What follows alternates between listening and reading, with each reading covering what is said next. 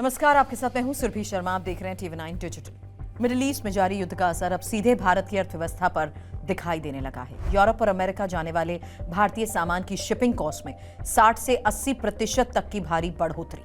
इसका सबसे बड़ा असर पड़ा है पूर्वी भारत के निर्यात पर, जहां एक्सपोर्ट करीब 50% तक गिर गया। सबसे ज्यादा परेशानी कोलकाता पोर्ट पर देखने को मिली, जहां सैकड़ों कंटेनर फंस गए हैं। आज की इस रिपोर्ट में बताएंगे कैसे मिडिल ईस्ट का युद्ध भारत के व्यापार को प्रभावित कर रहा है, क्यों शिपिंग कंपनीज नया सामान लेने से मना कर रही हैं और किन उद्योगों को सबसे ज्यादा नुकसान। सरकार ने एक्सपोर्टर्स के लिए क्या राहत पैकेज दिया, सबसे पहले समझिए पूरी स्थिति है क्या। दरअसल मिडिल ईस्ट में जारी तनाव की वजह से कई जहाज अब रेड सी के रास्ते जाने से बच रहे हैं और सुरक्षा कारणों से जहाजों को लंबा रास्ता अपनाना पड़ रहा है। अब जहाज अफ्रीका के रास्ते यूरोप जा रहे हैं, जिससे यात्रा का समय बढ़ रहा है, लागत भी बढ़ रही है। Calcutta customs house agents association के अध्यक्ष मनु चौधरी ने बताया कि शिपिंग रूट बदलने की वजह से भाड़े में करीब 40% की बढ़ोतरी हुई है। लेकिन जब इसमें युद्ध के कारण लगने वाले अतिरिक्त सुरक्षा शुल्क और बीमा शुल्क को जोड़ दिया जाए तो यूरोप और अमेरिका जाने वाले सामान की कुल लागत 80% तक बढ़ गई है। 80%। स्थिति इतनी गंभीर हो गई है कि शिपिंग कंपनीज अब नया सामान लेने से मना कर रही हैं। कोलकाता पोर्ट की बात करें तो करीब 600 कंटेनर जो पहले से जहाज पर लोड होने के लिए पोर्ट के अंदर पहुंच चुके थे, उन्हें अब वापस भेजना पड़ा। कारण पोर्ट पर जगह नहीं है, जहाज उपलब्ध नहीं है। अब सोचिए, एक कंटेनर में लाखों का सामान होता है, ऐसे में 600 कंटेनर का फंसना मतलब करोड़ों का व्यापार अटक जाना। अब बात करते हैं उद्योगों पर असर की, क्योंकि इंजीनियरिंग निर्यात संवर्धन परिषद यानी ईईपीसी इंडिया के पूर्व चेयरमैन राकेश शाह ने इसे बेहद गंभीर स्थिति माना है।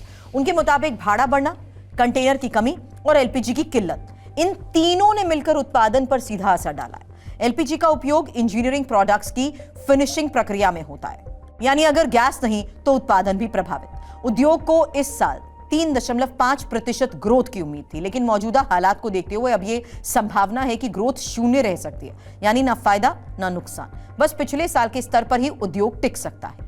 पूर्वी भारत से जिन सेक्टर्स को सबसे ज्यादा नुकसान हुआ उनमें शामिल है मछली उद्योग, झींगा export, engineering goods, readymade garments और फार्मास्यूटिकल्स। ये सभी सेक्टर बड़े पैमाने पर यूरोप और अमेरिका के बाजार पर निर्भर हैं और अब जब शिपिंग महंगी हो जाए तो सीधा असर ऑर्डर पर भी पड़ता है। अब एक सरल उदाहरण से समझिए, अगर पहले किसी सामान को यूरोप भेजने में 100 रुपए का खर्च आता था, अब वही खर्च 160 से 180 रुपए तक पहुंच गया है।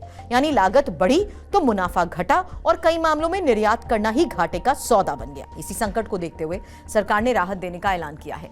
सरकार ने 497 करोड़ रुपए का राहत पैकेज मंजूर किया है। योजना का उद्देश्य है निर्यातकों को आर्थिक सहायता देना, अतिरिक्त माल ढुलाई खर्च में मदद करना और बीमा शुल्क का बोझ कम करना। इस योजना के तहत ही एमएसएमई सेक्टर को खास राहत दी गई है। सूक्ष्म, लघु और मझौले उद्योगों को माल ढुलाई और बीमा शुल्क पर 50% तक की वापसी मिलेगी, लेकिन इसकी एक सीमा तय की गई है। एक निर्यातक को अधिकतम 50 लाख रुपए तक की सहायता मिल सकती है, यानी छोटे उद्योगों को बड़ी राहत देने की कोशिश है। विशेषज्ञ ये मान रहे हैं कि अगर मिडिल ईस्ट संकट लंबा चला तो असर और बढ़ सकता है। संभावित असर क्या है? निर्यात में और गिरावट, उत्पादन में कमी, रोजगार पर दबाव और छोटे उद्योगों पर आर्थिक संकट। दरअसल आज की दुनिया में व्यापार पूरी तरह ग्लोबल नेटवर्क से जुड़ा है।